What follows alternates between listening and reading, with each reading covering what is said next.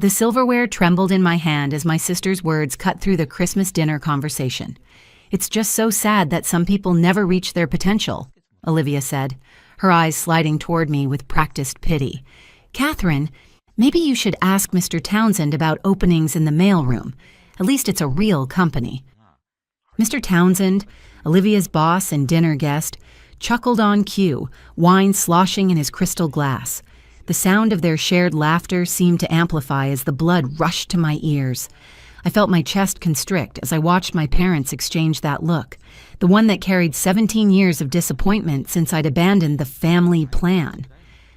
My phone vibrated silently in my pocket, the fourth urgent message from the board about tomorrow's acquisition, the one that would make or break Townsend's career, the one that only required my signature. "My name is Catherine, I'm 32, and this is the story of how I stopped hiding my success from the family that defined me by my failures." I hadn't planned to reveal anything tonight. For 5 years, I'd maintained the careful illusion of mediocrity, the modest teaching job, the struggling apartment, the second-hand Honda, all while building Summit Enterprises into a global powerhouse that had quietly acquired Townsend's company through a subsidiary last quarter, finalizing the full merger just over a year ago. "The garage is all ready for you, Kathy," my mother announced, breaking into my thoughts. "We put a space heater out there since Amanda needs the guest room. She's pregnant, you know." As if pregnancy ranked higher than basic hospitality. The table fell silent, relatives pretending not to listen while catching every word. This was their annual entertainment, watching Catherine get put in her place. "The garage?" I kept my voice neutral, despite the December chill already seeping through the windows. "Don't be dramatic," Mom said, passing the cranberry sauce without looking at me. "There's a heater, and it's not like you're not used to modest accommodations." I thought about my penthouse overlooking Central Park, the vacation home in Maui, the private island I'd purchased last summer, all carefully hidden under layers of shell companies and discrete ownership structures. "The garage is fine," I said, slicing my turkey into precise pieces. "I'm sure it's better than what most of my community college students have." Olivia's smile widened. She loved it when I mentioned my teaching job, more proof in her mind of my failure to launch. "That's the spirit," she said, her diamond bracelet catching the light as she reached for her wine. "At least you know your place." After dinner, Olivia led me to the garage, a cold concrete space despite the small heater, humming ineffectively in the corner. They'd set up an old military cot between Dad's golf clubs and boxes of Christmas decorations. A thin blanket lay folded at one end, probably pulled from the back of some closet. "Dinner tomorrow is at 7 p.m., Olivia said, her voice echoing in the bare space. "Try not to track any dirt into the house when you come in." As the door closed behind her, I pulled out my phone. 3 urgent emails from the board needed attention before tomorrow's meeting. The same meeting where Olivia's boss would be presenting his quarterly reports, unaware that his year-end bonus depended entirely on my approval. I smiled slightly as I typed out my responses. Olivia had no idea that her perfect boss, Mr. Townsend, had spent the last month desperately trying to arrange a meeting with the elusive CEO of Summit Enterprises, the parent company that had quietly acquired their firm last year. My phone buzzed with a text from my assistant. "Mr. Townsend asked again about meeting you before tomorrow's board meeting. Should I tell him you're unavailable?" "No," I typed back. "Let him think I'm still in London. It'll make dinner more interesting." I changed into fresh clothes, carefully hiding my designer blouse under a plain sweater. The garage was freezing, but I'd endured worse in my early days of building my empire. While Olivia had been climbing the corporate ladder, bragging about each small promotion, I'd been quietly acquiring companies, restructuring industries, and building something far bigger than anyone in my family could imagine. At precisely 7 p.m. the next evening, I walked into the dining room, taking my assigned seat at the far end of the table, as far from the important guests as possible. Olivia sat near the head next to Mr. Townsend and his wife, laughing at something he'd said. "Catherine," Dad called out. "Olivia was just telling us about her latest promotion, Junior Vice President of Operations. Isn't that wonderful?" I nodded, accepting the plate of turkey being passed my way. Congratulations, Liv. Summit Enterprises must be impressed with your work. Mr. Townsend smiled broadly. She's one of our rising stars. The merger with Summit last year has opened up so many opportunities for talented people like Olivia. The merger, Mom sighed happily. We were so worried when we heard Summit had bought the company, but it's turned out wonderfully, though no one seems to know much about Summit's CEO. Very mysterious, isn't it?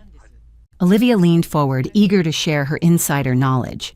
Apparently, she's this reclusive billionaire who never appears in public. Some say she lives in London, others think she's in Tokyo.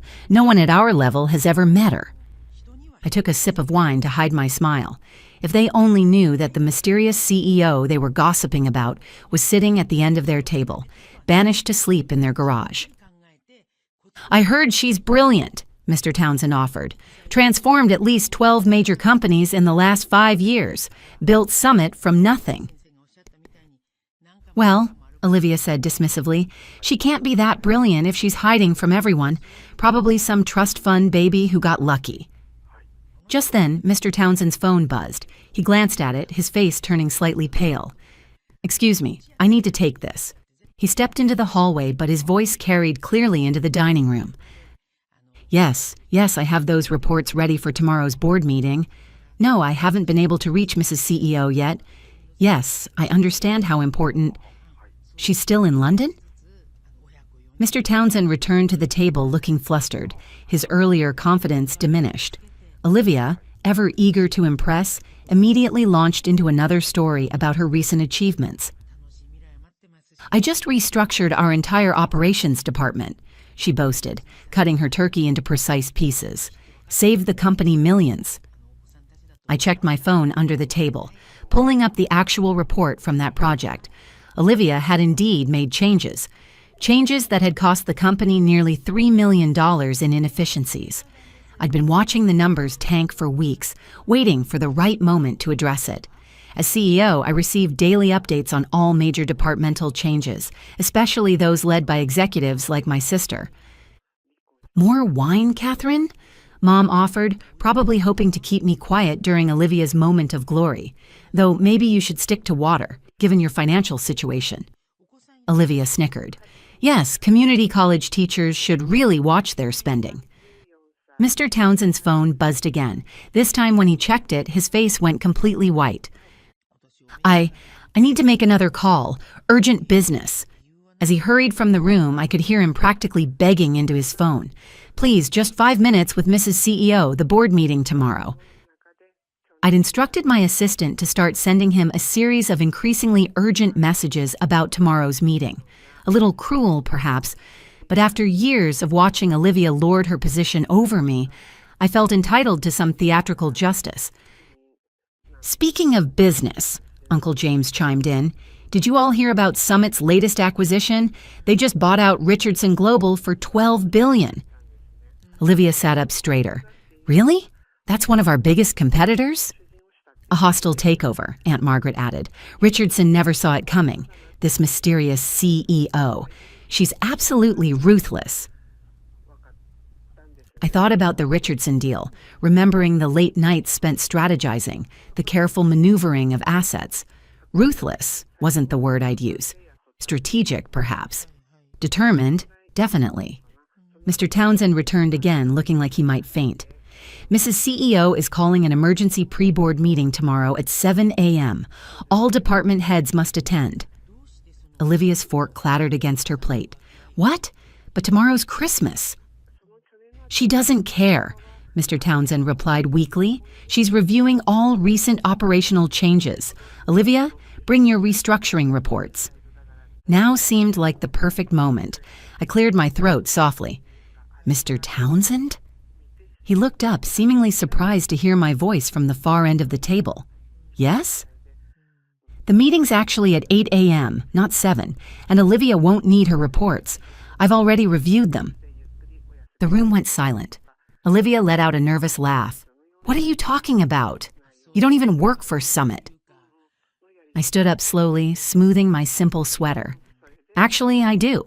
In fact, I am Summit. I turned to Mr. Townsend. Those reports you've been trying to get to me, I received them last week. We should discuss the Q4 projections. They're off by about 30 million. Mr. Townsend's mouth opened and closed like a fish out of water. You're Catherine Wilson, CEO of Summit Enterprises? Yes, I smiled, enjoying the way Olivia's face had drained of all color, though most people just call me Mrs. CEO. Mom's wine glass slipped from her fingers, spilling red across the white tablecloth. No one moved to clean it up. This is a joke, Olivia whispered. It has to be. I pulled out my phone, projecting my company ID onto the dining room wall. There it was in high definition. My photo, my title, my company. No joke, Liv. While you were climbing the corporate ladder, I built the building. But you're a teacher, Mom stammered. I teach one class per semester at the community college, I corrected her, because I believe in education and giving back. The rest of my time is spent running one of the largest private equity firms in the world. Olivia pushed back from the table, her chair scraping against the floor. You can't be. You live in a tiny apartment. You drive a Honda. I own the building where my tiny apartment is located. As for the Honda, I shrugged, it's good for the environment. Unlike your Mercedes, which, by the way, you probably shouldn't have charged to the company account. Mr. Townsend had sunk into his chair, no doubt remembering every condescending comment he'd made in meetings about the mysterious CEO. The garage, he muttered. We made you sleep in the garage. Yes, I said quietly. You did.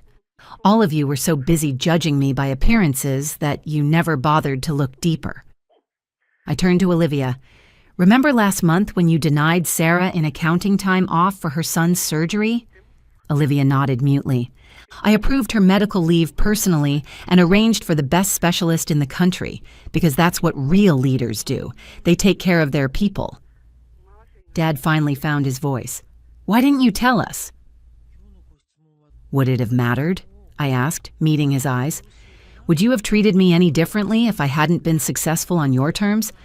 This family measures worth by brand names and bank accounts. I wanted to build something meaningful. I turned to Mr. Townsend. The board meeting tomorrow will proceed as scheduled. We'll be discussing the operational restructuring that cost us $3 million, among other things. My eyes shifted to Olivia. I suggest everyone comes prepared. You're going to fire me, Olivia whispered. No, I replied, gathering my belongings. I'm going to do what I should have done years ago, hold you accountable. Success isn't about titles or corner offices. It's about integrity, innovation, and actual results. I headed toward the garage to collect my bag. Behind me, I could hear the chaos erupting. Mom's protests, Olivia's denials, Mr. Townsend's frantic phone calls. One more thing, I said, pausing at the door. I won't be sleeping in the garage tonight. I have a suite at the Four Seasons, which I own, by the way. Merry Christmas. As I drove away in my environmentally friendly Honda, my phone buzzed with messages from family members. Apologies, explanations, attempts to rewrite history. I ignored them all. The next morning, I sat at the head of the boardroom table in Summit's headquarters, watching as Olivia and Mr. Townsend filed in with the other executives. Gone was my sister's smug superiority, replaced by something that looked remarkably like respect. Before we begin, I announced, I want to talk about company culture, about how we treat people regardless of their title or apparent status, because success isn't just about profits, it's about character. Olivia wouldn't meet my eyes, but I saw her taking notes for the first time in her career. Sometimes the best revenge isn't about getting even. It's about showing people that their judgment of you never mattered in the first place. While they were busy looking down on me, I was building an empire. And as for next Christmas, I think I'll host it at my place, all 15,000 square feet of it. Let them sleep in the garage. The iron taste of blood filled my mouth as I tried to process what had just happened. My skull throbbed where the car door had connected with my temple, the world spinning in a kaleidoscope of pain and disbelief. Through the ringing in my ears, I heard my father's voice, oddly distant. Maybe now your skull matches your IQ. My vision tunneled to the phone still clutched in my hand. 911 already dialed but not yet called. As Dad pulled the door back for another swing, a strange calm settled over me. This time, I would have proof. My name is Olivia. I'm 16, and this is the story of how I turned my parents' violence into their prison sentence. For years, I'd learned to make myself smaller, quieter, almost invisible in my own home. I could eat without making a sound, walk without my footsteps echoing, even cry silently with tears rolling down my face like rain on glass. But breathing was the one thing I couldn't master to my father's satisfaction. "You sound like a fucking dog panting back there," Dad had snarled moments earlier, his eyes finding mine in the rearview mirror. We were parked outside the grocery store, waiting for Mom to return with her wine. She always needed wine for these family drives. "I'm sorry," I'd whispered, trying to breathe more shallowly, but that only made it worse. The August heat had turned the car into an oven, and the air conditioning had been broken for months. Dad said fixing it would be a waste of money better spent on important things, like Mom's wine. "Sorry?" He twisted around in his seat, his face already purple with that familiar rage. "You're always sorry. Sorry for breathing. Sorry for existing. Sorry for being too stupid to do anything right." I pressed myself against the back door, my hands sliding to my phone. I'd started keeping it ready, 911 pre-dialed, just waiting for the send button. 3 months ago, after he'd broken my wrist for typing too loud on my homework, I'd promised myself that next time would be different. Next time, I'd have proof. Mom appeared at the passenger window, holding 2 bottles of red wine and laughing at something on her phone. She slid into the seat, already tipsy from whatever she'd been drinking before we left the house. "What's the drama now?" she asked, noting Dad's position. "Your daughter is panting like an animal again." Mom turned to look at me, her eyes glassy and mean. "Maybe she's part dog. Would explain why she's such a bitch." They both laughed. That's when Dad got out of the car. I should have known what was coming from the deliberate way he moved, like a predator who'd already decided on the kill. He walked around to my side of the car, and I scrambled to lock the door. But child locks are cruel that way, designed to keep kids safe, but in my family, they kept me trapped. He yanked the door open. "Dad, please don't." I started to slide across to the other side, but he grabbed my arm, pulling me back toward the open door. My head was just passing through the door frame when I heard Mom say, "God, even her fear is annoying." That's when he did it. The door came forward with all his strength behind it. The edge caught me right at the temple, and for a moment the pain was so intense it went beyond feeling into something else, a white-hot nothing that consumed everything. I felt my skull compress, heard something crack that might have been bone or might have been the car's interior, tasted copper flooding my mouth. "Maybe now your skull matches your IQ," Dad roared, pulling the door back for another swing. But my body had already started falling, half in and half out of the car. Blood ran into my eyes, warm and thick, and through the red haze, I saw Mom lean over from the front seat, giggling. "The blood really brings out your worthlessness," she slurred, wine breath wafting over me. My phone was still in my hand. Muscle memory more than conscious thought made my thumb hit the call button. As Dad grabbed my hair to position me for another blow, I managed to gasp out 3 words. "Help, parking lot." Then I played dead. It wasn't hard. The edge of unconsciousness kept pulling at me, and blood loss made everything distant and strange. But I held on, keeping the phone hidden under my body, letting them think they'd knocked me out. "Shit," Dad said. But he didn't sound worried, just inconvenienced. "Now we have to deal with this." "She's fine," Mom said. "Drama queen is probably faking. Slam her again." "In public?" Dad looked around the parking lot. A few people were loading groceries, but nobody was looking our way yet. "Let's get her home first." They argued about it for 30 seconds. 30 seconds where the 911 operator was recording everything, where my blood was pooling on the asphalt, where witnesses were starting to notice something was wrong. "Sir, is that girl okay?" A woman's voice, distant but concerned. The woman had been parked just 2 spaces away, loading her groceries when she noticed the commotion. "Mind your own fucking business," Dad snarled. That's when the siren started. Dad's face went white. Mom dropped her wine bottle and it shattered on the ground, red wine mixing with my blood in an abstract painting of violence. "You little bitch," Dad hissed, seeing my phone. "You called." The police car screeched into the parking lot, followed by an ambulance. Officers surrounded us before Dad could run, though I saw him calculate it, his eyes darting between escape routes. "Step away from the girl," an officer commanded, hand on his weapon. "This is my daughter," Dad protested. "She fell. She's clumsy. Always has been." "Sir, step away now." The EMTs rushed to me and I finally let myself speak. He slammed my head in the door. I whispered to the female EMT who was holding my neck stable, on purpose, because I was breathing too loud. She looked at the clear door-shaped wound on my temple, the pattern of the weather stripping actually imprinted in the swelling, and her face went hard. "We've got you now, sweetheart. You're safe." As they loaded me onto the stretcher, I heard the 911 recording being played back through an officer's phone. My gasp, "Help!" Parking lot. Then Dad's voice, clear as day. "Now we have to deal with this." Mom's drunk suggestion to slam her again. Their argument about waiting until they got home. "That's attempted murder," one officer said. "The call proves premeditation for the second assault." They arrested Dad right there, his face purple again, but with fear this time. Mom tried to play the victim, claiming she was drunk and didn't know what was happening, but they arrested her too. Accessory to attempted murder, child endangerment, failure to protect. At the hospital, Dr. Reed documented everything with a meticulousness that felt like care.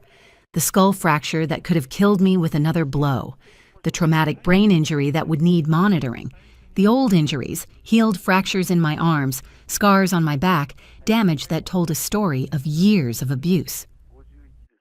"The 911 call saved your life," she told me, "not just because it brought help, but because it recorded everything.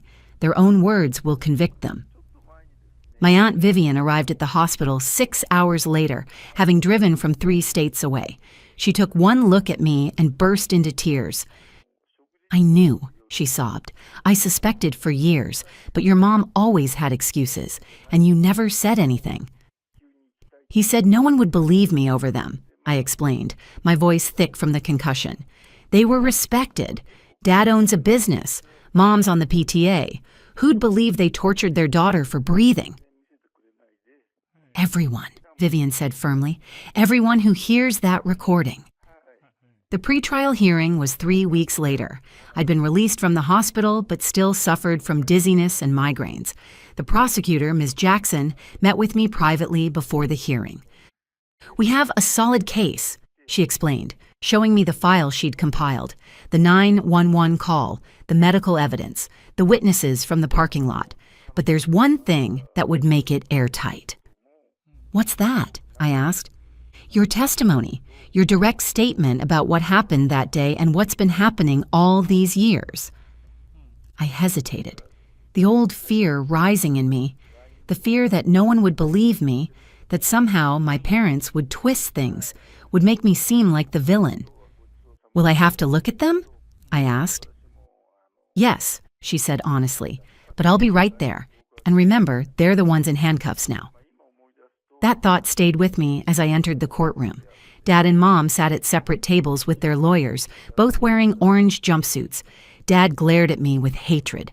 Mom wouldn't look at me at all. When I took the stand, my legs were shaking so badly I wasn't sure I could walk. But I forced myself to move forward, to sit down, to face them. "Please state your name for the record," the judge said. "Olivia Wilson." My voice came out stronger than I expected. "Olivia, can you tell us what happened on August 15th?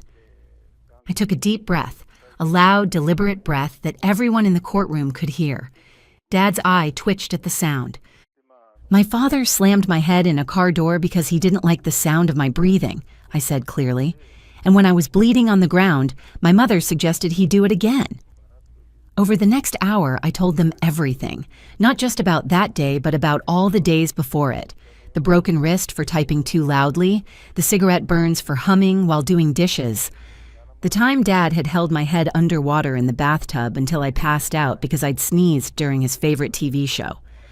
Mom's lawyer tried to paint her as another victim, controlled and intimidated by Dad, but I had receipts for that too.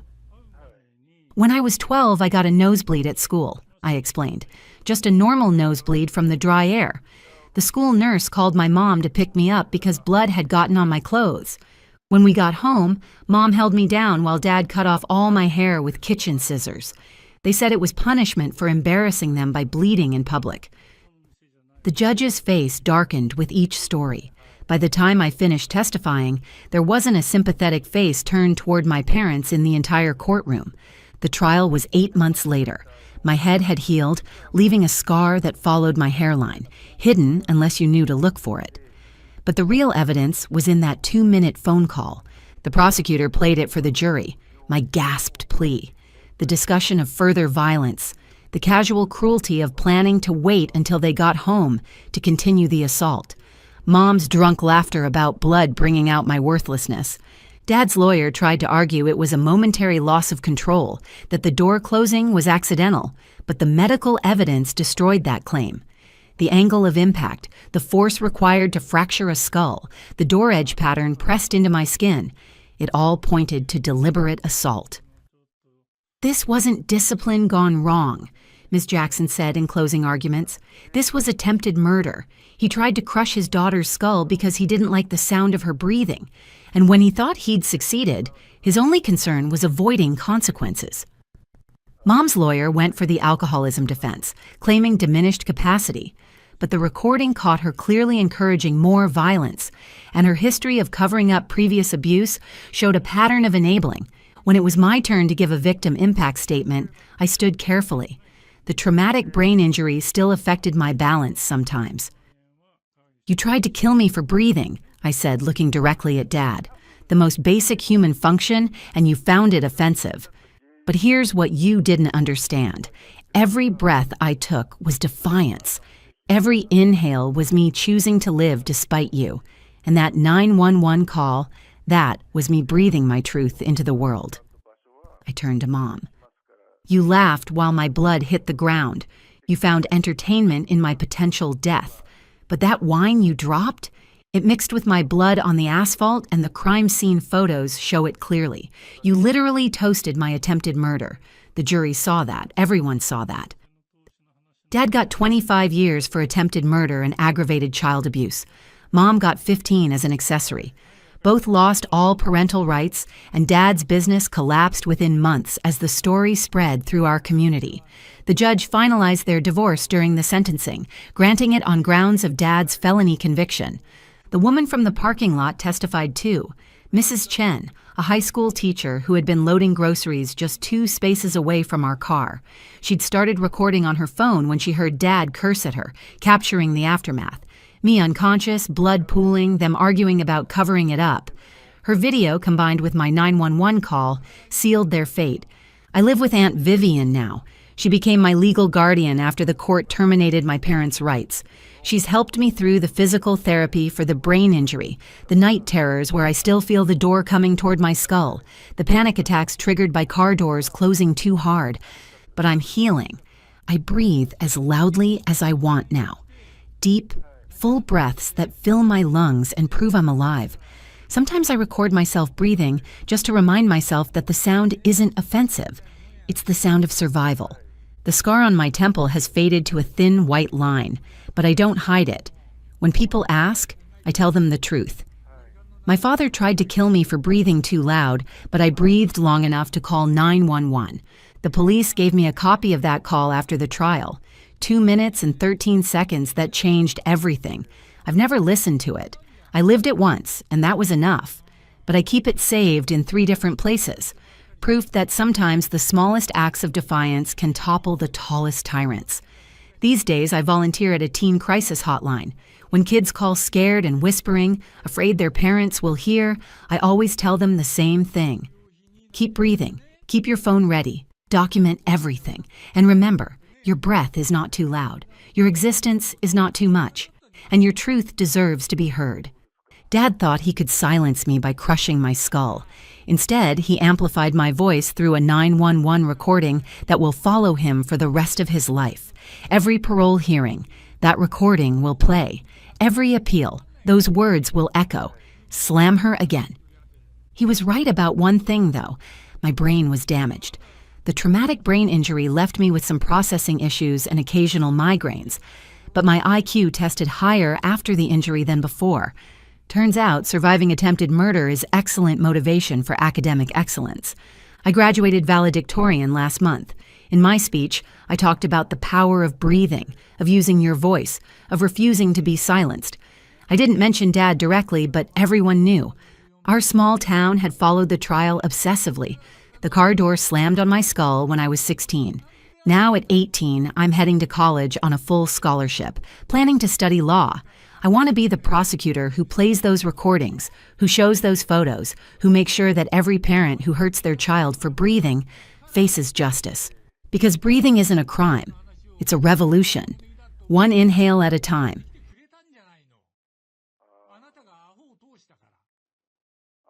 The courtroom fell silent as my mother's words sliced through the air. Your Honor, my daughter has always been unstable. My fingers dug into the polished oak of the defendant's table until my knuckles turned white. The sensation of something hot and liquid pooled in my stomach, rising into my chest as she continued. She can barely hold down a job, she's been in and out of therapy, and frankly, I don't think she should have custody of my grandson at all.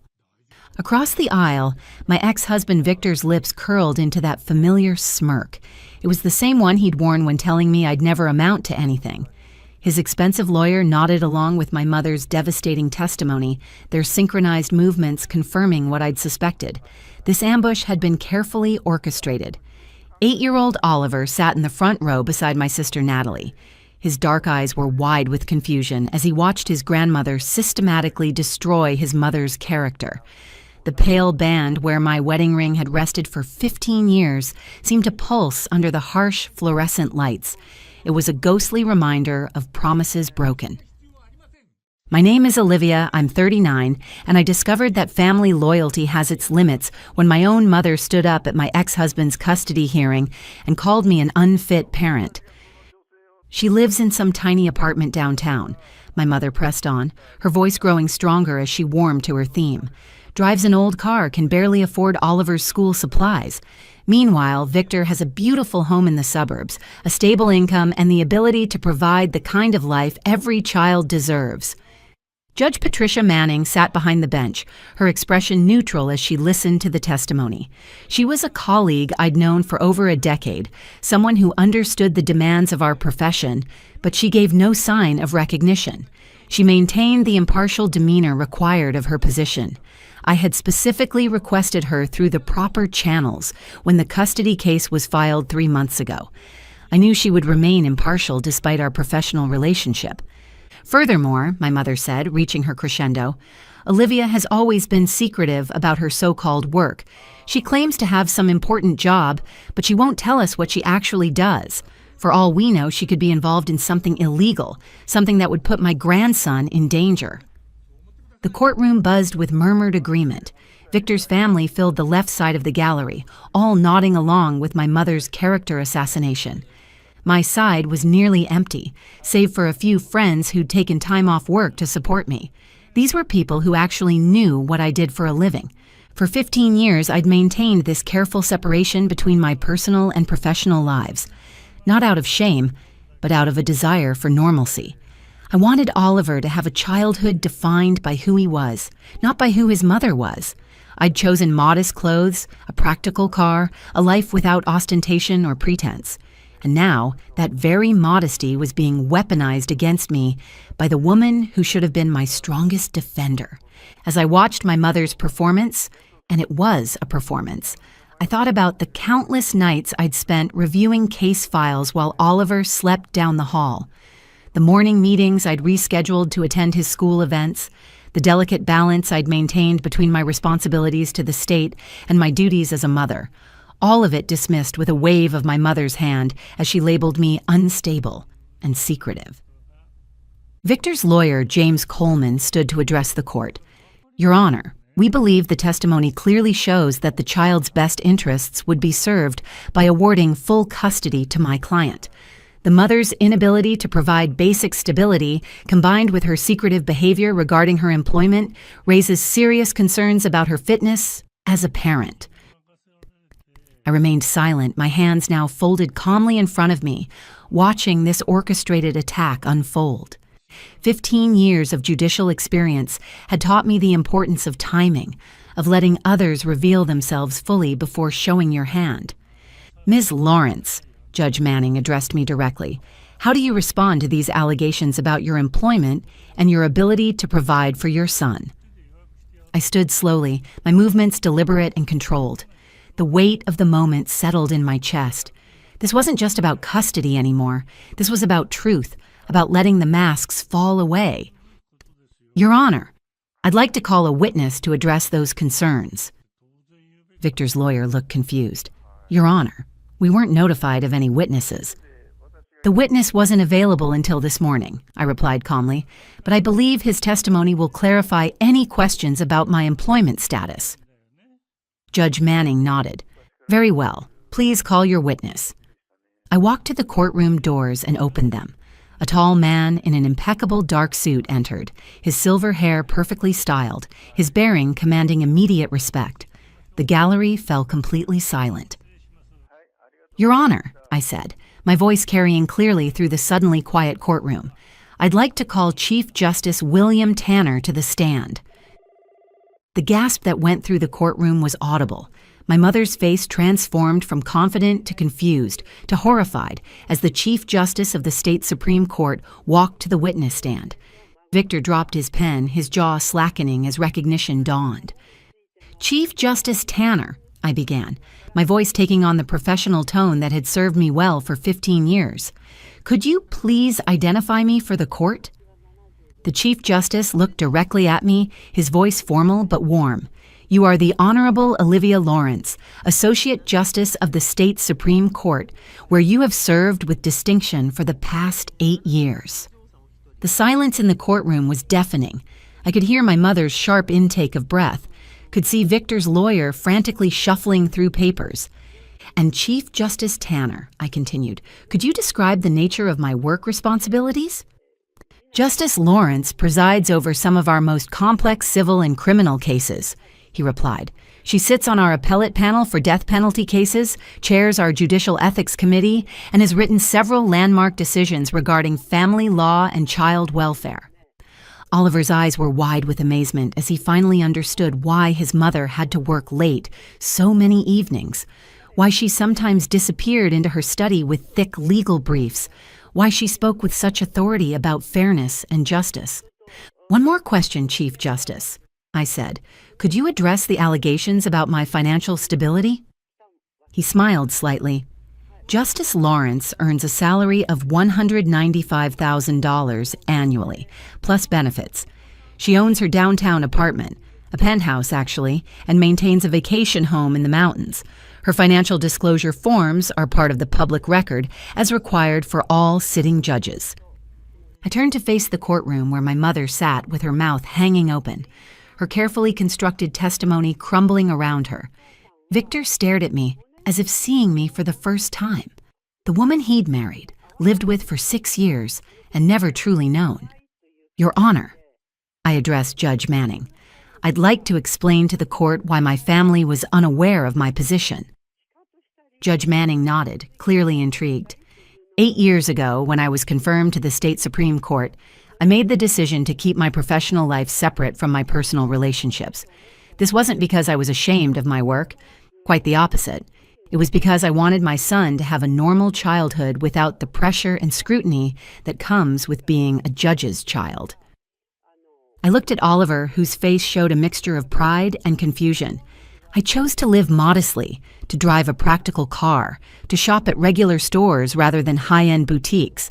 I wanted Oliver to understand the value of hard work and humility, not to grow up entitled because of his mother's position. Victor was staring at me as if he'd never seen me before. During our marriage, he'd constantly criticized my boring job at the courthouse, never bothering to ask about the details of my work, never questioning why I worked such long hours or brought home complex legal briefs. The reason I'm often unavailable for extended periods, I continued, is because I'm presiding over complex cases that can last weeks or months. The reason I couldn't always attend school events is because I was writing legal decisions that affect thousands of families across our state. Chief Justice Tanner spoke up. If I may add, Your Honor, Justice Lawrence has one of the finest legal minds I've encountered in 30 years on the bench. Her decisions have been upheld by federal courts, and she's been recognized nationally for her work in family law. I walked back to the defendant's table, but I wasn't a defendant anymore. I was what I'd always been, a sitting judge with 15 years of legal experience and a reputation for fairness and integrity. Your Honor, I said to Judge Manning, I've spent my entire career protecting children and families. I've written decisions that have removed children from abusive homes, that have ensured fair custody arrangements, that have put child welfare above all other considerations. The courtroom was completely silent now, the weight of revelation hanging in the air. Now, the allegation that I'm somehow unfit to care for my own son is not only false, it's insulting to every family I've protected and every child whose interests I've safeguarded from this very bench. I turned to look at my mother, who had gone pale, the woman who had raised me, who should have known me best, who had just attempted to take my child away based on assumptions and prejudice. What's particularly painful is that these allegations come from people who never bothered to ask about my work, who never showed interest in my career, who assumed the worst without seeking the truth. Victor's lawyer was clearly scrambling. Your Honor, we had no knowledge of what? I interrupted. Of the fact that your client was married to a sitting state Supreme Court justice for 6 years and never bothered to learn what she actually did for a living? Judge Manning leaned forward. Mr. Coleman, did your client not know his wife's profession during their marriage? Victor finally found his voice, stammering. She said she worked at the courthouse. I thought she was a clerk or something. The absurdity of it hung in the air like a toxic cloud. I'd been married to a man who'd assumed I was a courthouse clerk for 6 years. He'd never questioned why I worked such long hours, why I brought home complex legal briefs, why I sometimes had to travel for judicial conferences. Your Honor, I said, addressing Judge Manning directly, I'd like to submit my judicial performance evaluations, my financial disclosure forms, and my custody evaluation report prepared by Dr. Sandra Williams, a court-appointed child psychologist. Judge Manning reviewed the documents quickly. Dr. Williams rated you as an exemplary parent with strong bonds to your child and no concerns regarding your ability to provide care and guidance.